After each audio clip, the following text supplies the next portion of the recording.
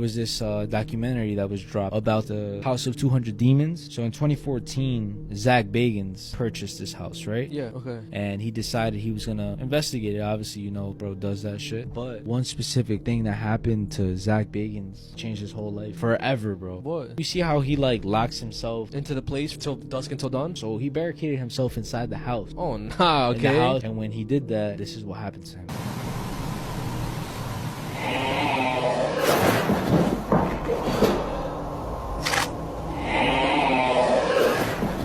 Back the fuck up. Well,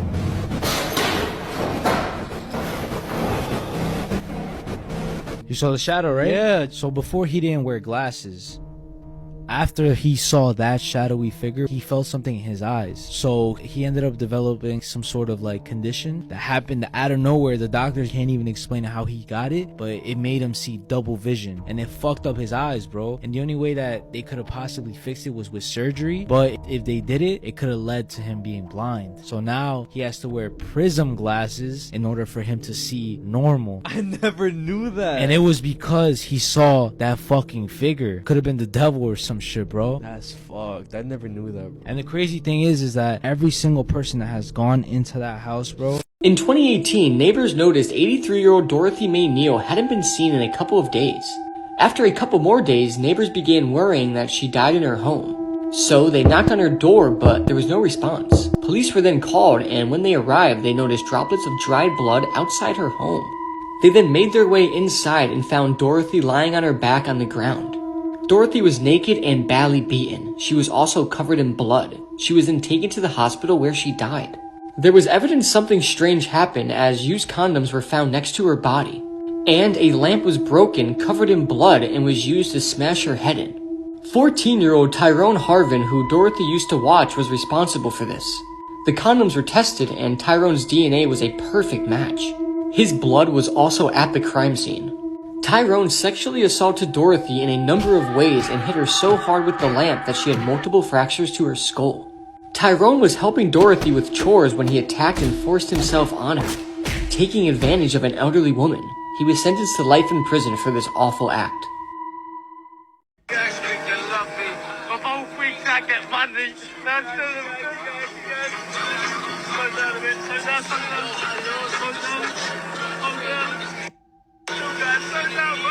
The video I just showed you shows the last 2 seconds of these men's lives. This is 21-year-old Michael Owen and 20-year-old Kyle Careford. Michael and Kyle lived in the United Kingdom. They were best friends, and one night in 2015, they took a mix of illegal and prescription drugs. After they took these drugs, these two best friends decided to hop in a car and start driving. Along the ride, one of them started recording this drive, and there's some disturbing things that are happening. You can see that their faces are messed up from the drugs they've taken, and they're constantly pushing the speed limit as fast as they can go, going 90 miles an hour on tight, winding roads filled with other cars. At one point during this drive, Michael, who was a passenger in the car, started to say, "You're going 90, boys, slow down." But it was too late. While he was speeding, unlicensed driver Kyle lost control of the car and smashed the vehicle into a wall next to a church. And almost immediately, the both of them lost their lives. You can actually see photos of the impact zone right here from where that fatal crash occurred. Now, this crash was pretty big news in the United Kingdom when it happened, but Michael's mother went on the record after all of this and stated that she blames her son for the decisions he made that night. And she said that she's glad the video's out there so that it can stop future people from making the same terrible decisions. Woman was murdered by someone police believe was acting like a jealous lover, but the biggest plot twist is they think it was her dad. Terrifyingly, he's now on the run. Marbella Martinez was a beautiful 25-year-old woman working as a corrections officer for Salt Lake City Police. She had a really bright future ahead of her, but rather than fighting crime, she would end up becoming a victim of one. Her dad was 54-year-old Hector Martinez. Some people who knew the father and daughter believed that he was obsessed with her. It's reported that at one point Hector was found to have a bag of his daughter's underwear in his room. He's also accused of putting a tracking device on her car so that he could keep tabs on her at all times. Now, it's believed that the pair got into a confrontation when Hector wasn't happy that Marbella went on a date with a guy. She then moved out of the house that they shared briefly into a hotel. She returned home on the 31st of July but would not make it out alive. Police went to her home at 8 a.m. on the 1st of August this year to conduct a welfare check, and what they found was absolutely sickening. She was strangled to death on her bed, and her dad was nowhere to be found. Then Hector's brother got a disturbing text message. He stated that he had made a big mistake, an unforgivable sin. Investigators then believe that he fled the country after driving to the airport. He's believed to have used his twin brother's ID in order to illegally leave the country. He's also been accused of stealing his daughter's bank card and withdrawing $1,000 in cash. Police are believed to have CCTV of him in another country, but they have not yet released what country that is to the public. There's currently a warrant out for his arrest. His name was Jeffrey Spade. This happened in February 1st of 2021. The victims were James and Lisa Goy. It's like mixed confusion in the comments. People are saying, oh, they deserved it, but also nobody deserves to die. So basically what happened is that the victims, they were the neighbors and they were shoveling snow, but they were shoveling snow onto his Property? His backstory is that he's a veteran and he had served in the army. He's pretty up, and his wife had just died and shit too. So like he was, I guess, on edge constantly or whatever. Yeah. He was telling them, stop shoveling snow on my stuff, bro. Then what did they say? That's when he goes inside, grabs his pistol, and then she goes ahead and says,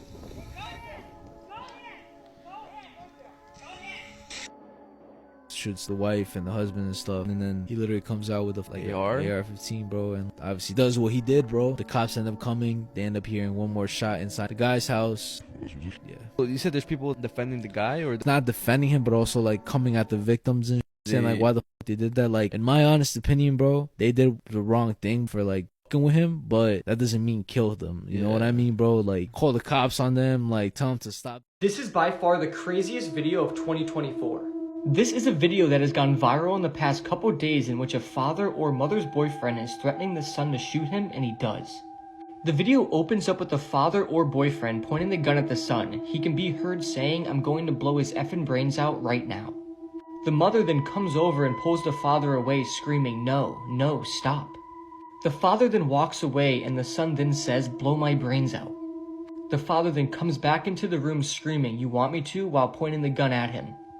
The son flinches at this point and turns away and says, "Shoot me, I dare you. I guarantee you go to jail for life." The mother then shuts the door and you hear the father saying, "I'm getting ready to blow his brains out and yours. I'm sick of this," to the mother. The son then gets up and opens the door. He then says, "You're going to blow my mom's brains out?" The father then points the gun back at the son and fires. Everything goes silent as you hear the mom gasp. The camera then faces the floor and you hear the mom repeating, "Did he hit you? Did he hit you?" And at this point, you see blood droplets hitting the floor. Once this happened, the mom screams, "Oh my god, you're going to jail." The son then runs out of the house and shuts the door. The video then ends. Luckily, the bullet only grazed the son's ear and he survived, and the father or mother's boyfriend then went into the backyard and ended his own life. Probably because he thought he killed the son with that shot. I don't know what caused this whole situation, but it had to be brewing for some time for the man to snap like this. You can find the video on Twitter, and it has over 25 million views in just a couple of days. So this is disturbing and will blow your mind. Did you know that it wasn't illegal to own CP or CSAM in Japan until the year 2014? That's right, until the year 2014, anybody could own CP or CSAM in Japan with no legal consequences. I find that really hard to believe, but it is true. Look it up. And did you also know that Japan just raised the age of consent last year from 13 to 16? Now, these are definitely steps in the right direction, not the adequate steps I would imagine. But something really disturbing is that there's no law in place in Japan to prevent people from drawing CP, CSAM, and selling it. A recent study that was done showed that 30 to 40% of manga comics in Japan contain sexual undertones with characters that are underage. And like I just said, this could be like a joke or it could be full-on graphic drawn content. And there are no laws making that illegal in Japan. I mean, I find that incredibly hard to believe. Here in America, you would be put in prison for a long time for having something like that in your possession. But in Japan, it is still completely legal and it hasn't been outlawed. Now, I don't understand why they waited till 2014 to finally pass a law that would put pedophiles in prison. But as you can imagine, the sentences that these people are getting over there are literally nothing. Like, I've read stories of people that were found with hundreds, thousands of images and videos on their computers and hard drives, and they were sentenced to probation, asked to pay like a $500 fee. But this is a major issue, and I felt like people should know about that because when I read that, I was just disturbed. If you want to join me on my journey to expose pedophiles and pedophile rings, listen to my podcast, The Conspiracy Files, on Apple Podcasts or Spotify, or you can subscribe to my channel. And let me tell you, this video, you should watch this. It is very enlightening. This terrifying case is guaranteed to give you nightmares. This is the true story of The Exorcist. In 2005, The Exorcism of Emily Rose was released in cinemas. But did you know the horror film was based on a true story? Anneliese Mitchell was a 23-year-old German woman. Back in the 60s, she was raised in a Catholic household. Her family was really concerned when she started passing out age 16. She had no memory of what happened, and that made her family really worried for her health. They were really questioning what was wrong with her and obviously hoped that she would just grow out of it. Unfortunately though, things only got worse. She started experiencing convulsions and would have seizures that really terrified her family. They were convinced that she was possessed by a demon. Now, she was diagnosed with epilepsy after they took her to the hospital, and she was given medication, but this really failed to have much of an impact. If anything, things just started to get worse. She told her family of how frightened she was when she would see visions of the devil. She told them that she could hear voices telling her to rot in hell, and the entire family were then convinced that she had an evil spirit living inside of her. The poor girl was adamant that the devil was in her body. She frequently had terrifying symptoms and would rip her own clothes off. She would bark like a dog, eat spiders, and she even at one point drank her own urine. On one occasion, she bit the head off a dead bird. Her mum, in desperation, reached out to a priest to conduct an exorcism. Over a period of months, the young woman underwent 67 brutal, grueling exorcisms. These went on for hours on end. She was restrained and endured broken bones and ripped tendons. She became so unwell she stopped eating and drinking. Tragically, her body was in such a bad way that she did end up passing away on the 1st of July 1976. Her parents and 2 priests were charged with negligent homicide. The priests ended up being given 6 months in jail and 3 years of probation. Speaking of paranormal, you did mention 3M. Yeah. And you know how 3M is like Devil's Hour? I did hear this superstition. See, it happened to us before as well. What? Remember when we received that random like ring at the door? Oh, yeah. We looked outside And no one was there. Nobody, bro. But so that's a thing too? Yeah, they say that if you ever hear a random ass ring at the door, to never open the door because you're inviting an evil spirit or a spirit inside your crib. I'm just not opening that. In general, like, that, even if it's a spirit or if it's a regular person. It's also kind of creepy, bro, because I do remember we opened the door and stuff. Yeah, like dumbasses. And just recently, we had ordered Uber Eats, right? Yeah. This is real shit. I'm not making this up. The Uber Eats guy literally looks at the house and it's like, you guys have ghosts here, right? The f do you mean? He's like, my mom died when I was younger here. Why the f would you say that? My brother was like, what the fuck? Why do you say that? That probably explains all the fucking weird stuff that you guys heard, so it kind of makes sense, actually. Now it's even creepier, bro. Everything that we talk about, everything is shit. Hopefully I get the kids sleep at night, bro. These are clips from disturbing movies you should never watch, part 1. The first movie in this series is gonna have to be The Strange Thing About the Johnsons. It's an extremely unsettling and disturbing short film on YouTube directed by Ari Aster. And if you know anything about this movie, you know just how disturbing and weird it is. The clip I'm about to show you from this movie is one of the most unsettling and disturbing scenes from it. I'm not gonna spoil it in case some of you haven't seen it, but if you know, you know. Here it is. It's gonna be okay. I'm just gonna come home a little bit later, okay? That's all. A person who wakes up in the morning and says today's going to be awful, I just know it. Well, that person is just about guaranteed to have an awful day. In fact, he'll do the legwork to make it awful. Through the power of his attitude, he'll prevent every potentially good thing on his path from reaching its potential. And if good things do happen, well, he'll be looking in the other direction. Because what he's done is he's committed himself to the prison of negativity. Now, on the other side of this coin, a person who wakes up and greets the day with enthusiasm and positivity will see the good things on his path. Because through the power of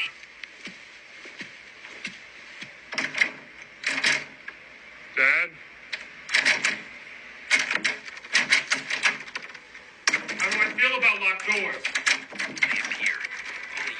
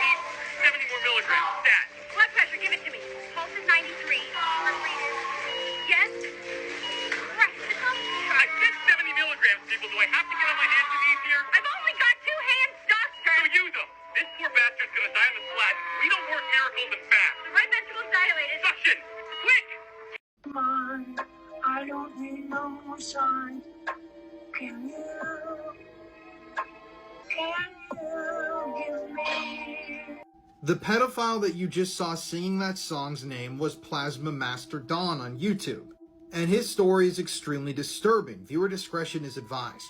So this is Plasma Master Don, and his real name was Donzel Edward Owens Jr. Don was born in September of 1947 in Ohio, and in his school years he went by the nickname Froggy. So Don spent some of his professional life as a computer engineer, but at one point he was also a plasma cutter, and that's why people think that his name is Plasma Master Don on YouTube. So on August 17th, 2012, a month before his 65th birthday, he made his YouTube channel. He had already had different YouTube channels in the past, but this was the channel that would explode. Plasma Master Don posted thousands of videos, just funny videos, life moments, and he uploaded a lot of covers of him singing famous songs by Frank Ocean, Joji, and all other sorts of artists. And some of these videos really blew up. They even got almost 3 million views. But shortly after his channel blew up, people started to figure out who Don really was. You see, in 2019, Don was actually convicted of molesting a boy. August 19th, 2019, Don is convicted of sexual imposition, aka essaying a young boy. This would make Don a hardcore pedophile. So at first, Don was hiding himself pretty well on YouTube, but thanks to some internet sleuthing done by people on Reddit, they were able to match the details of the crime and the offender to Plasma Master Don. Now, just a few days after these allegations surfaced on Reddit, Don stepped away from his YouTube and said that his health was declining rapidly and he wouldn't be able to continue making videos. Obviously, this was directly correlated to the fact that people were just now finding out he was a pedophile. And on December 21st, 2020, Don would pass away just 10 days after a famous YouTuber named Nick Crawley released a whole video talking about this case. If you want to check it out, his YouTube channel is still up. It's pretty eerie looking at the videos that he posted. And this just goes to show that some predators like to hide in plain sight. Do not watch this video if you're easily disturbed. A dad woke his children in the middle of the night, crammed them into a van, and then did the most hideous thing you could ever imagine. The reason he gave for what he did is absolutely mind-blowing. It was the 7th of August 2021 in Santa Barbara. Matthew Taylor Coleman was a Californian surfing teacher. He and his wife Abby had 2 adorable children together. These were 2-year-old Khaleo and 10-month-old Roxy. On the day in question, Abby phoned the police. She was very concerned that her husband had suddenly left without warning and taken the children. Now, she didn't think that any harm would come to them, but she was really concerned that she couldn't get hold of them. Little did she know her husband was checking into a hotel. He entered the City Express Hotel in Mexico with their 2 children. Abby eventually managed to track her husband down on Find My iPhone after getting advice from the police. She was obviously stunned to discover that he was a 5-hour drive away. It was on August the 9th that police ended up going to Abby's house to speak with her. However, she wasn't there, but her friends were. They told officers that Matthew and Abby had been communicating via text. In the early hours of the morning, Abby had received a text message from Christopher. He told her that he was having crazy thoughts and that hopefully the craziness would end soon. Abby had set off in the car to try and drive to where he was. Matthew texted her that he loved her and then crammed his children into a van. He drove to a remote ranch, took them out of the van, and took out a spear fishing gun. He murdered his children by stabbing them over 12 times each. He then simply returned to the hotel and checked out. The children's lifeless bodies were discovered in a ditch at 7:30 a.m. by a local farmer. Around 1 p.m. that day, Matthew was apprehended at the border by the FBI after trying to return back to the US. He confessed to murdering his children and stated that he'd done so because he believed that his wife had passed on to them her serpent DNA. He said he was saving the world and didn't want them to grow up to be monsters. He's charged with 2 counts of murder but is actually pleading not guilty. Let me know what your thoughts are on this case. Was he experiencing psychosis? And what do you reckon the sentence should be? Hammer coined the phrase, "You can't make this stuff up," might have known the story of real-life boogeyman, Albert Fish. A slight, elderly man with grey hair, no one suspected the kindly single father of being sadistic child murderer and cannibal. This woman tried to sell her baby for $500. This case is absolutely shocking. Jessica Woods is a 33-year-old mother from Florida. Jessica was recently hanging around shops in her local area of Paltzka with her 18-month-old daughter. It's reported that one of the employees nearby asked Jessica if she needed any help. Now, shockingly, Jessica stated that no, she didn't need any help, but she would be willing to sell her daughter to the shop assistant. She stated that she wanted to sell her child for $500. Now, the employee obviously declined to buy a child off this woman, and Jessica then shockingly walked off and left her with the daughter. Obviously, the member of staff kept the child really safe and took her to a nearby police station. She told the police the horrific situation that had unfolded, and police obviously went then and arrested Jessica. Her poor child has been placed in foster care. Jessica was charged with child abuse, child neglect, and abandonment of a child. Whatever you do, never go searching for this video. These 5 friends were forced to kill each other by the Mexican cartel. These 5 young aged from 19 to 22 were looking for some sort of employment, and they were promised a high-paying job at a call center. But when the alleged contact was taking them to meet the people for the job, it actually turned out to be a whole scheme to recruit them to the Mexican cartel. And when all 5 of these boys said they didn't want to join, the cartel then said okay and tied them up, taped their mouth and took a picture, and then recorded one of the friends killing all the other 4 friends. And after that, they put the 5th one, who just killed all of his friends, into a car and set it on fire. I am telling you right now, do not go searching for this video because you will find it. And trust me, you do not want to see something like this. This case is absolutely horrific, and the fact that this happens way more often than we think is just extremely scary and disturbing. It's just sad that these young men were just trying to get a job and make some money for themselves, but instead it turned into a living nightmare. Rest in peace, these 5 young men. This teacher was just sentenced for diddling with a student on a field trip that she was chaperoning on. This is Heather Hare. This happened in Arkansas. She will now spend a decade in prison after engaging and diddling with this minor 20 to 30 times. The exact number of years is 13 years, which she'll be spending behind bars. Now, on top of that, she has lifetime supervision. She's never not going to be under the radar. She was a science teacher at Bryant High School. She met the minor when he was a senior. She then slipped him the number. They started hitting each other up on Instagram and Snapchat, and you know the rest. And they even did it inside of the classroom and in the teacher parking lot. You might be asking, how did they figure out they were doing it with each other? I was questioning how this happened, but you know, teenage boys will talk a lot and they'll spread all over the school, stuff like that. That's just my guess. I can't find the actual reason in any articles I've read. Maybe the FBI tapped her phone, because the FBI, they were involved in this. But damn, that is just crazy. I believe she was caught while on a DC field trip. That was referencing the chaperoning of the field trip earlier. He was also the only male student there. Maybe one of the other students noticed a weird relationship going on and reported it. But yeah, she's getting locked up. Let me know what you guys think about the story in the comment section below. And as always, these videos are for informational purposes only. These are things that humans should never hear. Okay, so have you heard of the Apollo 1 disaster? If not, the Apollo 1 was the first crewed mission of the Apollo program, and they were trying to be the first man on the moon. But on January 27th, 1967, a fire swept through the Apollo 1 command module during a launch rehearsal test, tragically killing all 3 astronauts trapped inside. Gus Grissom is on the left, Ed White is in the middle, and Roger Schaefer is on the right. The video I'm about to show you is the audio from inside Apollo 1 while the fire is happening and all 3 of them are burning alive. The sounds of their screams is honestly sickening, and here it is.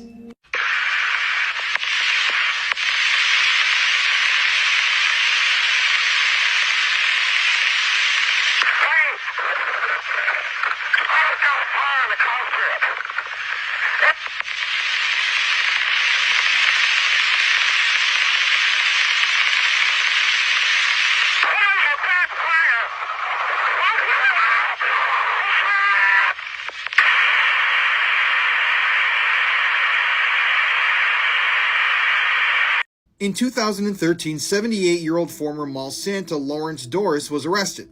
This isn't a picture of Lawrence, but I couldn't find one online, so I had to get a reference. And Lawrence was arrested for being a pedophile. Apparently, in the year between 2012 and 2013, Lawrence abused 5 different children. Yes, Lawrence was facing 6 sexual assault charges against kids. And one of those claims was actually related to a child who reported they had been touched inappropriately while on Santa's lap. Now, the police went on to claim that his pedophile activities had nothing to do with his time spent working as a mall Santa, which I definitely find hard to believe. But this is crazy. Lawrence was eventually sentenced to only 30 months in prison. 30 months for assaulting 5 children. Mall Santas are pretty creepy in general, but I would imagine that career choice would draw a certain type of individual, aka a pedophile who gets free access to hundreds of children, who, yes, then come and sit on his lap. Ugh. But Lawrence wasn't even the worst Mall Santa, and I'm going to talk about the next one in another video. And if you like true crime stories like this, listen to our podcast Murder in America, available on all streaming platforms. The most disturbing things that happen in a soccer match. Obviously, we both know how wild soccer matches get, especially if it's rival teams. Definitely. So in 2013 in Brazil, there was a soccer match going on. I would explain it more as like a Sunday league match, pickup game of soccer. And there was a guy, his name was Octavio Jordo da Silva Catanigi. He was Brazilian. He was 19 years old. He went out to go play in this match. So everything was just normal until he ended up getting injured in the game, which relegated him to being a referee. And then there was one point where the ref gives one of the players a yellow card. Obviously, he got mad. They ended up getting into an argument, which ended up leading to the ref giving the player a red card, sending him off the game. That triggered him even more, which ended up making him punch the ref, falling down to the floor. But then when he got back up, he pulled out a knife, stabbed the player multiple times on the field in front of everybody. The fuck? So all the players, whenever they saw this, they obviously stormed the ref. They tied him down, and while the ref was tied up, they were just waiting for an update on the guy. But unfortunately, the guy ended up dying on the way to the hospital. Fuck, bro. They ended up stoning the ref, but it doesn't stop there. The people ripped the limbs off his body just with their pure strength. What the No fuck? weapons used. Decapitating his head, put his head on a stake. And also, a disturbing thing that happened was, I think shortly after this incident, videos and... Video? Yes, there was a video and pictures of the medical workers. After a man went missing in Pennsylvania, what police discovered was traumatizing. David Hittinger was a 37-year-old man living in Pennsylvania. His friend contacted police earlier this month after becoming concerned for his welfare. He was reported missing after having not been seen in an unusual amount of time. It had apparently been his birthday, so it was incredibly strange that he hadn't contacted his friends at all. A search began to try and find David on the 13th of May. He was apparently last seen 2 days prior to this. Police began searching in locations that they knew that David may have been. This included the new home that he'd just moved into. He'd recently moved in with a 33-year-old named Joshua Moser. What police found at the property was incredibly concerning. They found forensic evidence including hair and a large amount of blood. Horrifyingly, they also found a box cutter and a saw. There was also bloody clothing in the house. They then widened the search to the local area and tragically found several body parts in bin bags in different locations. Some were in the cemetery and some were in a quarry in Washington Township. It's reported that Joshua allegedly admitted to killing his roommate by strangulation. He's also alleged to have admitted hitting him in the head with a hammer. A motive is currently unknown. Joshua has been charged with criminal homicide, abuse of a corpse, and tampering with evidence. These are videos you need to see before you die.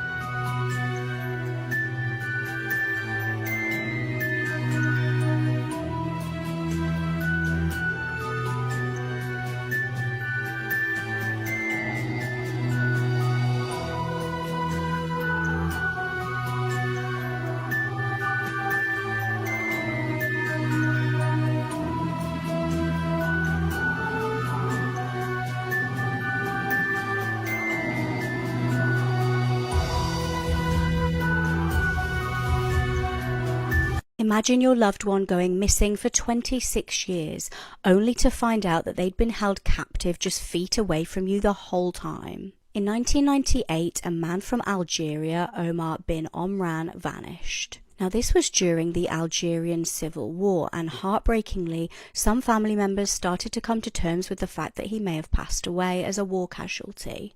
Although this was the opinion of some family members, Omar's mum had an instinct. She felt he was alive, and she told people that she felt like he was nearby. Tragically, she passed away in 2013, never seeing her son again. Now, during the time that Omar was missing, his dog became unusually interested in one of the houses close by. He would linger around one particular house, and one day, trigger warning here for animals, horrifically he was found dead. It was determined that the dog had been poisoned. Almost 30 years went by with no sign of Omar. That was until recently, when a social media post made a shocking claim. The post alleged that someone was holding Omar captive close to his family's home. Police were led to the house in question and made a shocking discovery on the 12th of May. It's alleged that there in northern Algeria, in his neighbour's home, Omar was found. He'd reportedly been held captive for 26 years in a haystack. It was believed to have only been around 650 feet away from his family home. He was understandably extremely distressed when he was found. Police have arrested a 61-year-old man on suspicion of his kidnap.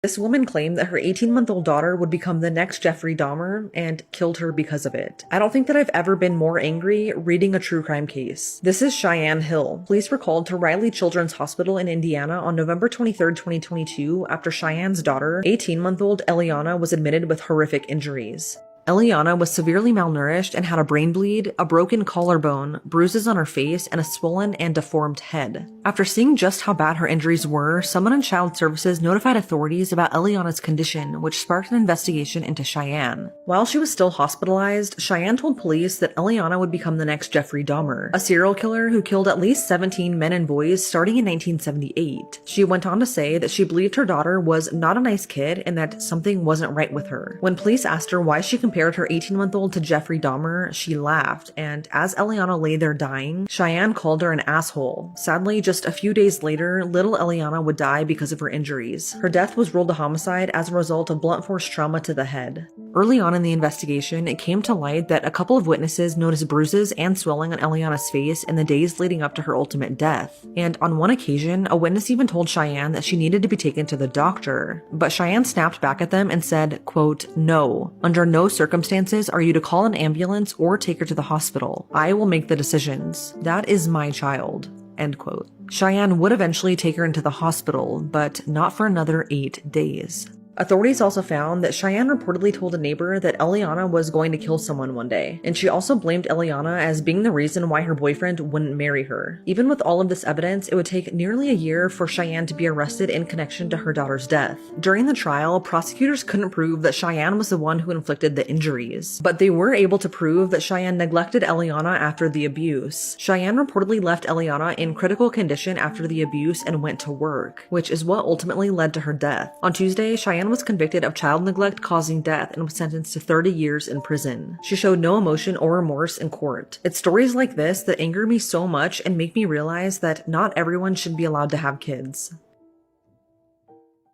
These are disturbing war crimes caught on camera explained, and this is a massive trigger warning. The video that I'm about to explain is pretty disturbing and lasting quite long, coming in at 6 minutes in length. The video isn't an easy watch at all, and some people even believe the video is not real whatsoever. But that hasn't been confirmed or denied. The video appears to be edited together. Some clips are clear and others are blurry. Also, the victim doesn't struggle at all, which is very surprising, especially once you hear about the situation he is in. And besides coughing a couple times, the victim doesn't make any noise at all, even though he is fully conscious.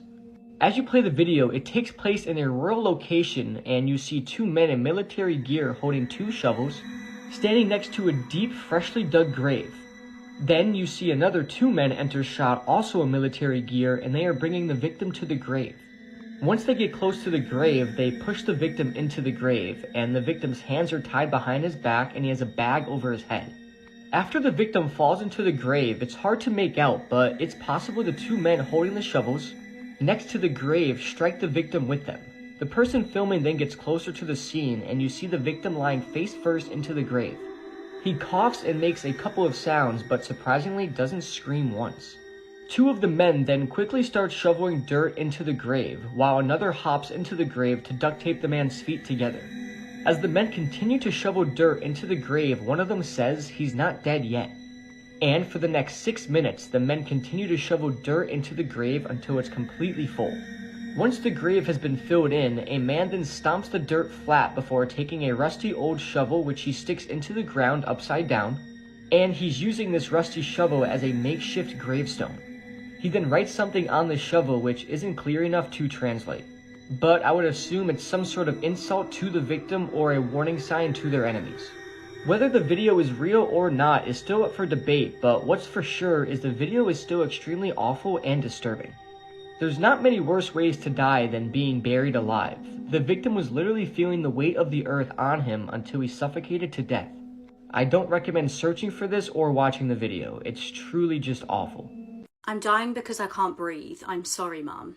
This is part of the final text from one of the victims of the horrific Essex lorry deaths. It was the 23rd of October 2019 in Essex. Just after 1:40, lorry driver Maurice Robinson rang 999. Ambulance and police arrived to an absolutely horrific scene.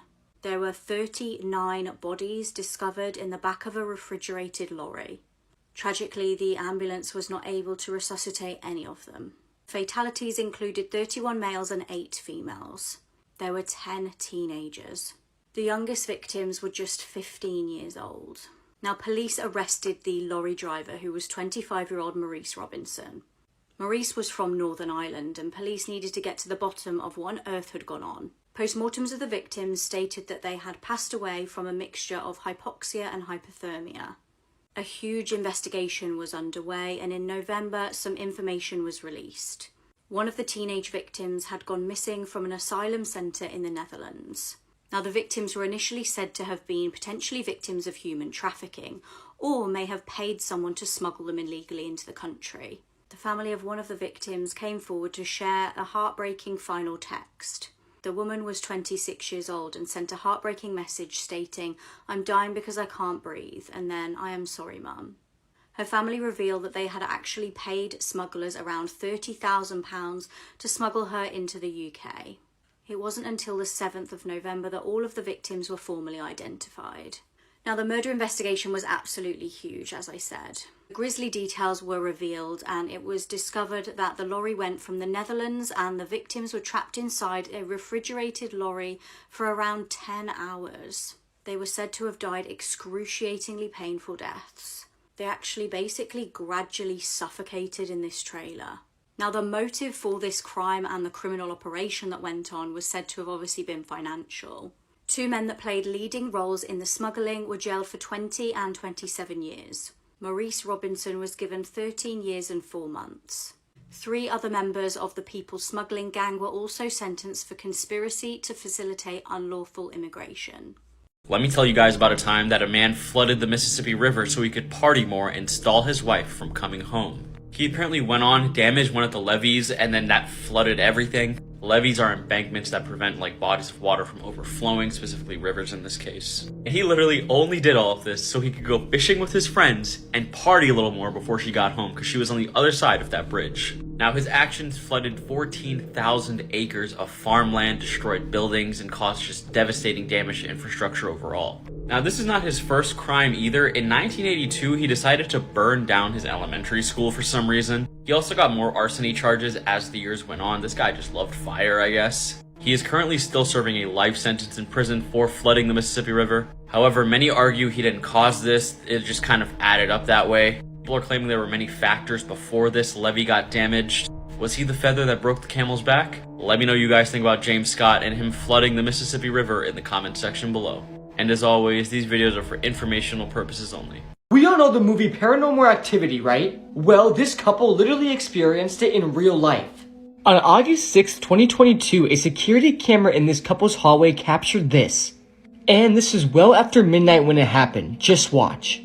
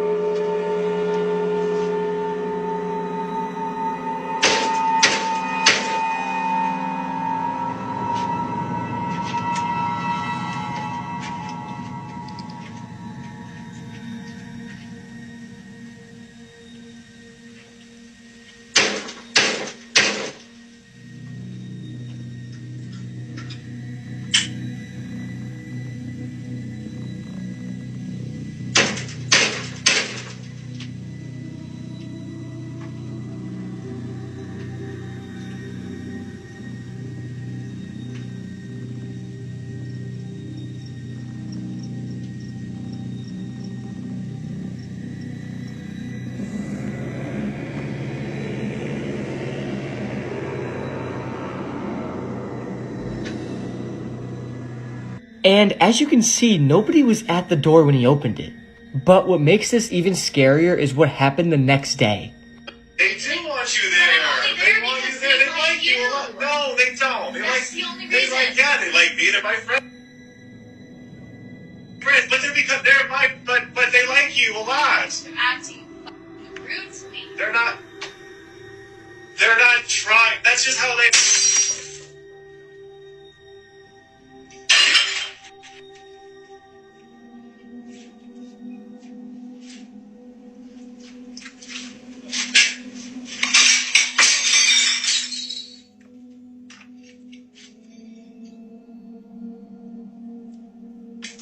It seems like whatever entity or spirit this was wanted to break up this argument. Let me know if you guys are interested in a part 2 because this couple has an insane amount of paranormal activity happening to them. This guy is one of the most awful serial killers there has ever been, and I feel like he's never talked about. In my opinion, this guy's worse than Ted Bundy, Jeffrey Dahmer. Hi Meg, I talk about true crime. Let's get into the story of the Butcher, the worst serial killer Canada has ever seen. Robert Pickton was born October 24th, 1949, in British Columbia, Canada. Robert had quite a bad upbringing. His dad was very abusive. He actually grew up on a pig farm. From a really young age, him and his brother had to work countless hours on this pig farm, and then they were forced to go straight to school without taking a shower or anything. Because he was showing up to school unwashed, Robert started getting bullied, and they gave him the nickname Stinky Piggy. As Robert grew older, he was said to be very quiet, but he apparently sometimes had these weird bursts of bizarre behavior. These bursts would come out of nowhere, and he would just start acting really strange. In 1996, Robert's brother opened up a kind of charity thing. The charity was started to try to make more money for their pig farm. It was called the Piggy Palace Good Times Society. And what they would do is they would hold huge parties and raves to try and raise money. And I'm not joking when I say huge parties and raves. 17,000 people were said to have shown up at one point. 17,000 people at once. Sex workers and biker gangs would join these parties as well. But for Robert, it all started going downhill in 1997 when he attempted to murder a girl. I don't usually do this in these videos, but a lot of you ask what blush I use, and this is the blush I use. It's usually £10 on the TikTok shop, but it's on for $5 right now. So if you click right here, you can get it. I just ordered kind of a peachy version of this. I'm not being paid to talk about this. I just saw they were on offer, and you guys ask about these all the time. So get your hands on them for cheap while you can. So Robert attempts to murder a woman for the first time that we know of.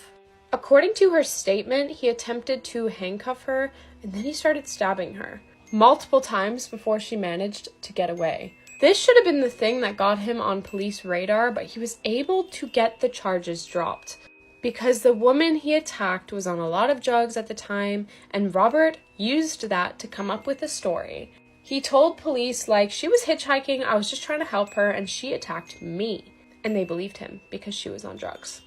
And unfortunately, for the next 60 women he would kill, he was let go. And he was able to come up with a strategy that wouldn't get him caught next time. He developed a plan and started killing a bunch of women. And Robert was really, really good at staying under the radar. Now, what did he do exactly? Let me tell you. Because it's disturbing. First of all, he always went for hitchhikers, addicts, or prostitutes. And what he would do is he would promise them money, drugs, accommodation, anything to get them back to his farm. Once he got them back, he would then shoot or strangle them to death. And this next part is why he was given the name the Butcher.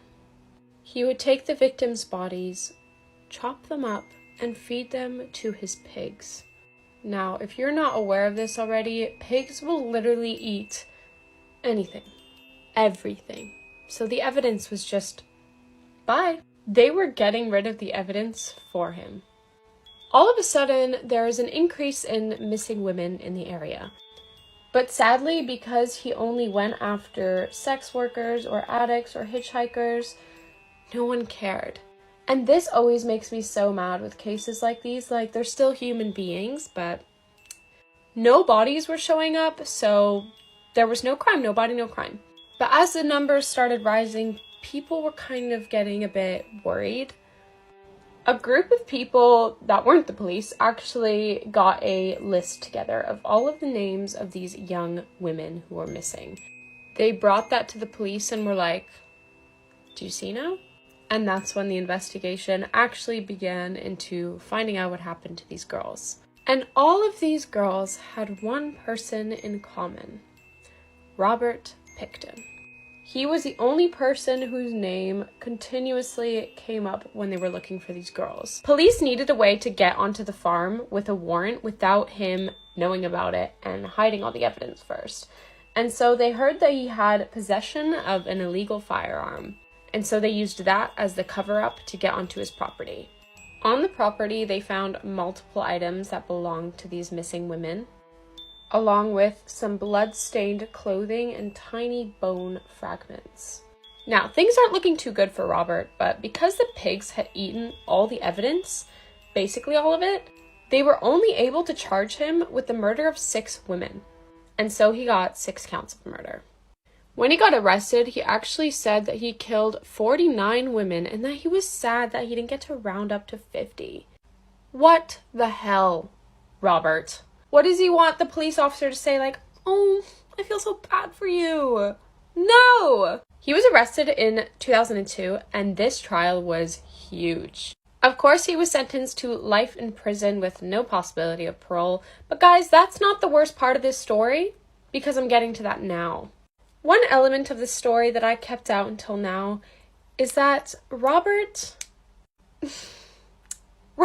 sold the meat of his pigs to people who lived around the area. These pigs, who ate the remains of 60 women, were sold to his neighbors. When I say neighbors, I just mean people who live in the area. So, like, secondhand cannibalism. I could never eat pig again if that was me. So yeah, they were pretty disturbed and freaked out by this information, which is totally understandable and just totally disgusting. After a huge search of his property, police now believe that the number of women Robert killed was in the 60s. 60 women. 60 mother, daughters, wives. It's insane. It really annoys me with cases like these. I know it was like in 2002 and things have changed, but have they? I find that a lot of cases like these that I cover always start with, "Oh, all these women were going missing, but they were sex workers, but they were drug addicts, who cares?" And it's like, it's insane to me that like they're not seen as equals to any other woman walking on the street, but whatever. Hopefully that changes. And for those wondering, I have actually covered this story before, but the quality of the video was so bad that I couldn't keep it up anymore. Like, it really bothered me to watch back, so I thought I would remake it in a higher quality way. I hope you guys enjoyed it regardless, and have a wonderful day. My heart goes out to every single one of the victims, their families, and people who cared about them, and I hope Robert rots in jail. Anyways, this is not a good representation of Canadians. We're actually really nice people. I'll see you all in the next video. Love you guys. Bye. These are videos humans were never meant to see. Okay, so we all know about the Columbine High School shooting. It was the first school shooting and it's the most famous one. But have you ever wondered what the school looks like 20 years later? Well, if so, I'm about to show you a video of Columbine High School, current day, and it's absolutely unsettling knowing what happened there 20 years earlier. I believe Eric parked somewhere here, and Dylan parked on the opposite side of the building. And let's walk this way.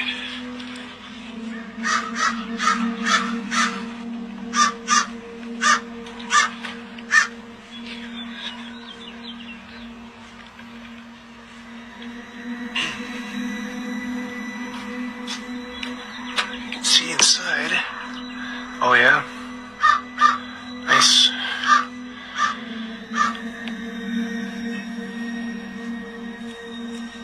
Library was right up here. They tore it down though.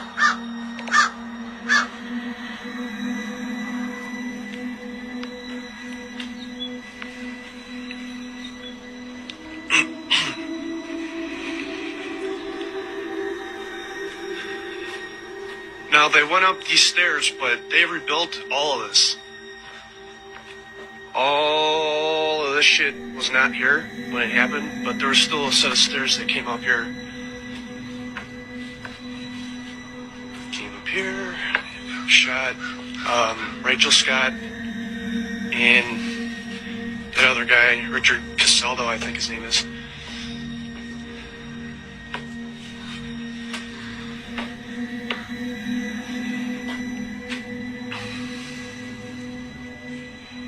I think they're sitting over here somewhere.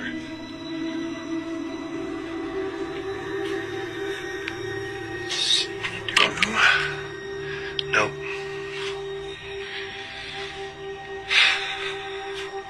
So yeah, so I think they did that shit by the cafeteria, came up here, and entered the school through this way, and then went to the library from the second floor. I don't know. This is new. This wasn't here. This is a new library.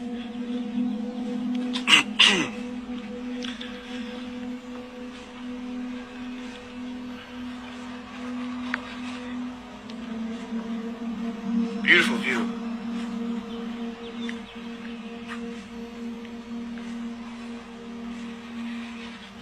We hear a lot about what Jeffrey Epstein has done, but who was he? Let's take a look at his past. Jeffrey Epstein was born on January 20th, 1953 in Brooklyn, New York. He came from a working-class family. His father worked for the New York City Parks and Recreation Department, and his mom was a stay-at-home mom. And everybody who knew Jeffrey Epstein when he was younger only has good things to say about him. They said he was a sweet guy, he was quiet and nerdy, and he even was given the nickname Epi as a child. Jeffrey also started playing the piano at the age of 5, and he was regarded as being a very talented musician. He eventually graduated high school in 1969 and then went on to university, but he never finished his degree. Now this is where it gets interesting. So in the year 1974, Jeffrey Epstein starts teaching physics and mathematics at a local school. The headmaster of the school was known for hiring random people, and it's unclear how Jeffrey Epstein got hired, but he wasn't qualified to be teaching there. And according to former students who had him as a teacher, he paid extremely close attention to the young female students. Obviously, all these girls were minors at the time that he was teaching, since this was high school, but he was also known to show up at parties where minors were drinking and hang out with them. But eventually, through his teaching job, Jeffrey Epstein was introduced to this man, Alan Greenberg. Alan Greenberg was the CEO of the investment bank Bear Stearns, and his son and daughter attended the school that Jeffrey Epstein was teaching at. And eventually, once it was found out that Jeffrey Epstein wasn't qualified for the job and his performance was poor, he was fired, and he then was recruited by Alan to join Bear Stearns. Now, this is where Jeffrey Epstein moves into the financial world and starts making a lot of money. He eventually worked his way up the ladder at Bear Stearns, but was eventually let go because of a violation with his work. He then founded his own investment company, and this is where things get really strange. Jeffrey told friends at the time that he oftentimes worked for governments to help them recover embezzled funds, and he would also work for people who had embezzled funds. He also told some of his friends at the time that he worked as an intelligence agent. One fact that could point out that this might have been true is that Jeffrey Epstein had possession of an Australian passport with his photo on it but a different name. His place of residence was also listed as being Saudi Arabia. This relates back to one of the later cases in Jeffrey Epstein's life when a U.S. district attorney stated that they were initially told to leave Jeffrey Epstein's case alone because he was considered to be a part of intelligence. There are a lot of connections that do point to Jeffrey Epstein possibly being some sort of intelligence agent, but if you want me to cover some of those, I can make a whole different TikTok. Eventually though, Jeffrey Epstein was this rich bachelor living in New York City. You can even look at one of these ads that was taking out about Jeffrey Epstein looking for a woman. This is a very eerie ad considering what he went on to do with his life. And if you want me to talk more about Jeffrey Epstein's life, let me know in the comments below. Make a part 2. Sometimes true for stranger non-fiction. The case of Richard Trenton Chase is a story which even the most depraved horror writer would struggle to create. Over the course of 4 weeks spanning across 1977 and 1978, Richard Chase took the lives of 6 innocent victims in Sacramento, California. His murders gradually progressed in violence, beginning with drive-by shootings and culminated in acts of cannibalism. Shocking true crime footage genuinely gave me nightmares for weeks. This is the disturbing case of the collar bomb delivery man. It was the rural small town of Erie in Pennsylvania. In August 2003, an order came into a pizzeria for 2 small pizzas. Now, the delivery location was only a few kilometers away from the pizzeria. Now, for that reason, although Brian Wells, pictured here, was about to finish his shift, he decided to do the final drop of the day. No one could have ever guessed the horrors that were about to unfold. He drove to the delivery location with the pizza in his car. As he got out of the car, terrifyingly, he was confronted with a bomb and forced to put it round his neck. He was given a weapon and 2 pages of instructions and was told to go and rob a bank. Now, he was quite a sight when he arrived at the bank because he had this huge bomb round his neck. He went over to the clerk and passed her a note demanding $250,000. The note stated if he didn't receive that money, the bomb would explode. Now, the woman didn't have access to that amount of money, so she actually just gave him what she had at the time. This was only around $8,000. Brian left the bank, and at this point, police started to follow him. They tracked him down to a nearby car park. Now, police managed to handcuff him, but he actually still had the device round his neck. They had no idea whether this was genuine or a complete hoax. Dramatic scenes were broadcast live on TV. Now, in really distressing scenes that you can actually still access, Brian was begging police for help at this point and explaining that it was a real bomb. Everyone stood back and basically just watched this unfold, unsure of what to do. Around 8 minutes later, in front of stunned onlookers, the device exploded. Brian was obviously killed instantly. When I watched this scene on Evil Genius, which is a Netflix documentary about this case, I was absolutely stunned that they actually showed this. So police eventually go over to the car that Brian had been in and find a list of instructions that Brian had been given. There were tasks on there that were still to be completed, so the police decided to do the tasks themselves to see who was responsible for this weird scavenger hunt. The trail actually took them back to the original delivery location to a jar in the woods, which was actually empty. Now, it's controversial as to whether Brian was in on this plot or not, and whether he knew certain information and didn't know other bits. Some witnesses say that he talked about a bank robbery months before. Some people believe that he may have just not realised it would be a real device round his neck. Now, Marjorie Deal Armstrong was convicted of this crime and sentenced to life in prison. It's not really understood what Brian's connection directly to Marjorie was. A man named Kenneth Barnes was also involved and gave police evidence against Marjorie. Some believe that a man named William Rothstein was the mastermind behind the whole thing. Now, he actually passed away before he could undergo a trial. It's widely believed that he was the one that actually made the bomb. Brian was actually seen leaving William's house the day before this. It's believed that the motive for this crime was money and that Brian Wells knew the others through substance dealing. The crime scene photographs of Jeffrey Epstein's prison cell after he took his own life paint a very different image than the official story seems to. So a lot of this information is taken from a Great 60 Minutes report. This is the noose that Jeffrey Epstein allegedly used when he took his own life. When 60 Minutes conducted their report and wrote their story, sources told them that Jeffrey was cut down from where he was found